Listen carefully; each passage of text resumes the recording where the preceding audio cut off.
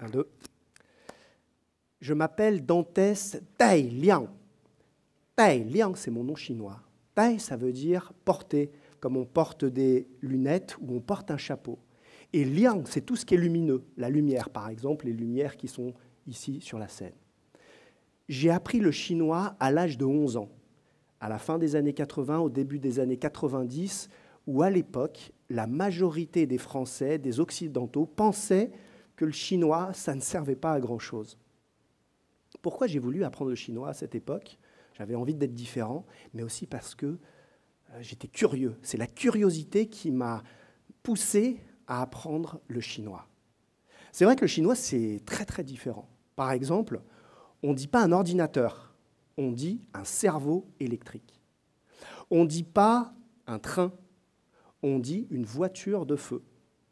Et puis on ne dit pas un caméléon, on dit un dragon qui change de couleur. Alors c'est vrai que s'adapter à une nouvelle connaissance comme le chinois, c'est très particulier, et je l'ai fait par curiosité. On peut peut-être voir les 4 caractères, les idéogrammes, man, man, xue, xi, man, man, xue, xi, ça veut dire doucement, doucement, apprendre. Voilà, c'était le conseil, et c'est toujours le conseil que la culture chinoise porte, c'est d'apprendre doucement, d'apprendre avec tranquillité.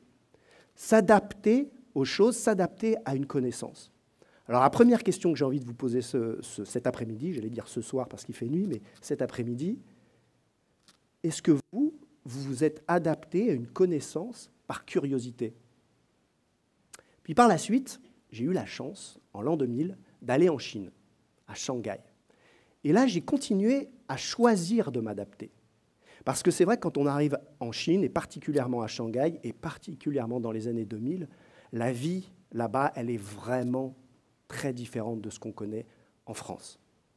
Et j'avais 2 solutions. C'était soit de passer quelques mois, et puis de faire cet échange universitaire entre l'université Lyon 3 et puis l'université de Shanghai, ou alors j'avais la possibilité de m'adapter un petit peu plus, de choisir de m'adapter. Alors s'adapter à quoi? S'adapter déjà à la manière de penser, parce que la manière de penser chinoise et la manière de penser française, elle est vraiment différente. J'ai dû aussi m'adapter à la culture, évidemment.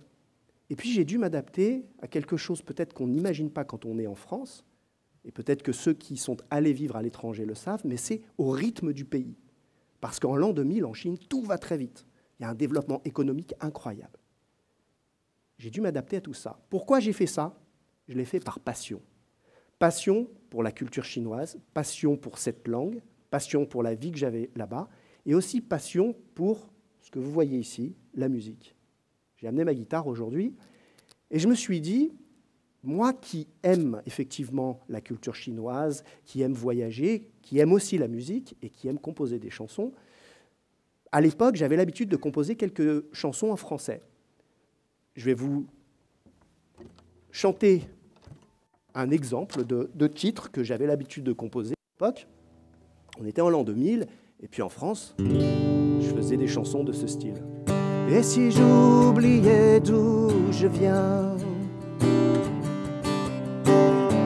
si je n'en étais plus certain, juste pour 1 heure ou 2, déserter son rang, tromper ses dieux, et quand bien même l'on m'aime, en sortir indemne. Voilà, quelques accords de guitare. Merci. Quelques paroles en français, on aura tous compris. Je me suis dit, bon allez, je suis en Chine, on est en l'an 2000, je suis jeune, je crois que j'ai 22 ans à l'époque. Je préférais peut-être essayer de faire ça. 2000年我来到中国2000年我来到中国走遍了北京的长城天安门和故宫上海的外滩东方明珠让人美不胜收2000年我来到中国2000年我来到中国 qui veut dire je suis arrivé en Chine en l'an 2000.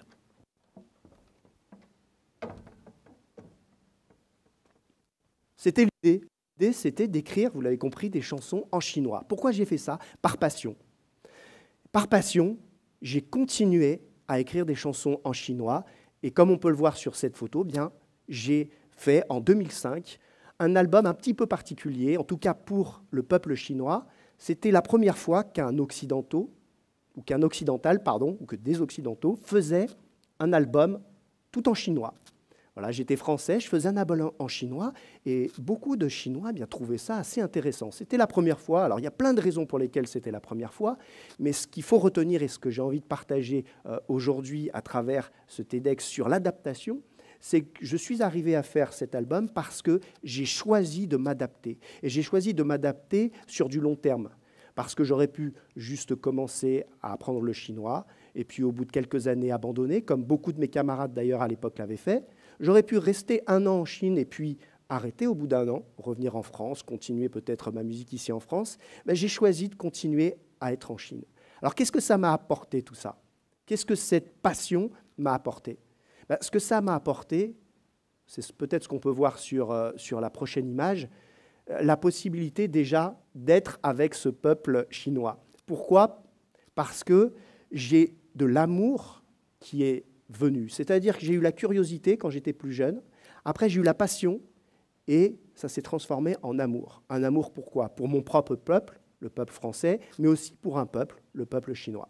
Et par exemple, ici on peut me voir avec la tribu Hmong dans un stade, et j'ai eu l'occasion en Chine, grâce à cette adaptation, eh bien, de pouvoir participer à des émissions de télévision.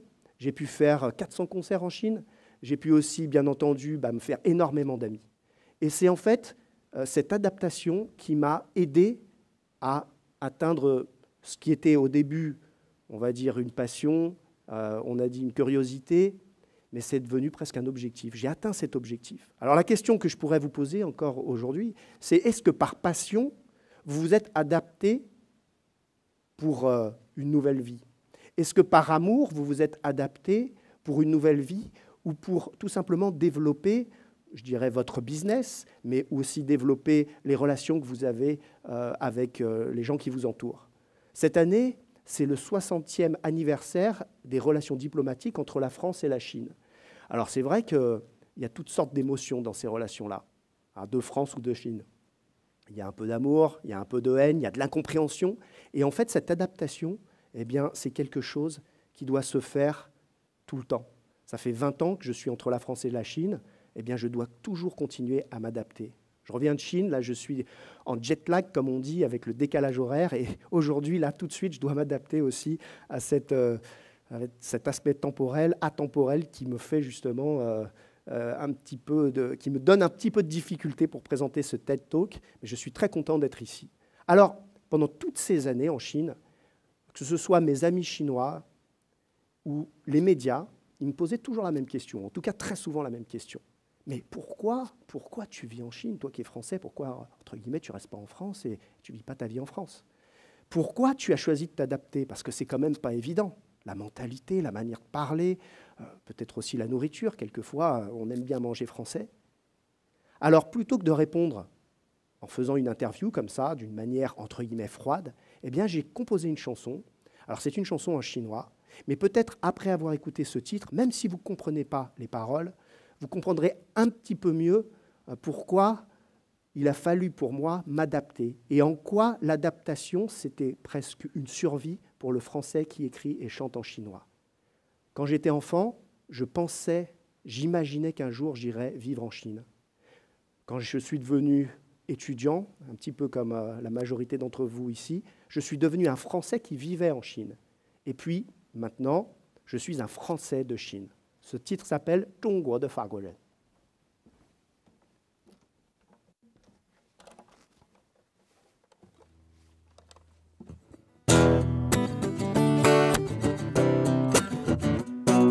11岁的时候，有个与众不同的想法，在法国学习孔子的思想，研究中国文化。周边的人对这想法不明白，也很惊讶。对于法国人，中国和中文都很复杂。这个小朋友慢慢长大，不断练习写汉字，并并学习语法。虽然好玩，可是确实不容易啊！没有机会和地道的中国人讲话。老师和父母说，长大了可以去看 China。7年的时间只能从数版电影和音乐中猜想，闭上眼睛去想象中国的模样。我是要去中国的法国人，中国的法国人，中国的法国人，要去中国的法国人。啊oui, vous entendez bien du rap en chinois. 17岁那年，终于来到北京，带着虔诚。我经验天南门，胡同长征，北大后海，往复进古城。感动中国人用热情和真诚好客，欢迎来到北京，欢迎来到中国。这片土地让我一见倾心，想在这里生活，让越来越多的人可以听到我的音乐创作。我唱世界中文歌，周围的人觉得有这样的想法真是不可多得。唱片公司愿意见我，媒体就问我，那你喜不喜欢中国？录唱片、被采访、演出、表演、电唱，我日常生活就充斥的。Alors on peut chanter ensemble si vous êtes adapté au refrain. 3、4，中国的法国人，中国的法国人，中国的法国人，要去中国的法国人，中国的法国人，中国的法国人，中国的法国人，我是中国的法国人。谢谢 ，Merci à tous， merci。